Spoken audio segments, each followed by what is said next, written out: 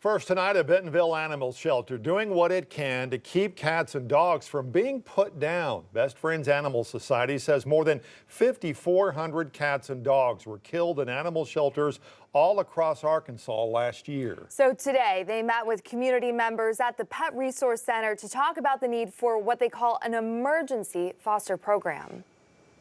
If a family faces a crisis, say it's an incarceration, an illness, a death in the family, loss of a job, it could be a lot of different things. They have pets they can no longer care for. What happens to those pets? Well, a lot of times those pets end up in shelters. They just have to surrender their pets, and that's heart-wrenching for someone who really loves them. The Best Friend Animal Society's goal is to end the killing of dogs and cats in America's shelters by 2025. According to their website, they've managed to make 17 shelters no-kill here in Northwest Arkansas. In partnership with BestyBnB, Best Friends say will connect people interested in fostering dogs and cats that have been placed at the Pet Resource Center from other shelters. They're bringing in people who want to open their homes to foster pets.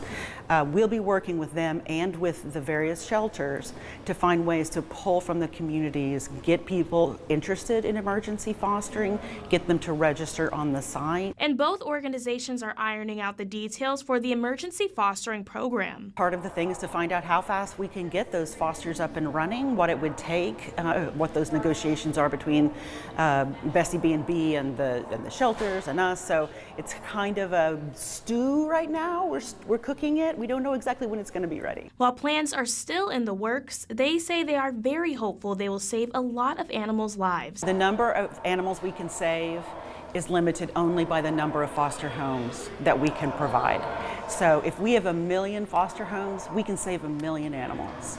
So there is no limit to how much life saving can be done if members of our community will step up, open their homes and their hearts for a little while to an animal in need. Even if it's just a weekend or a week, it makes a huge difference. In Bentonville, covering News Where You Live, Kayla Davis, 5 News. The Animal Society says it is not sure when that program could start. That will depend on how fast the volunteers are found for these foster homes. So if you are interested in fostering, just contact Best Friends Animal Society at the Pet Resource Center in Bentonville.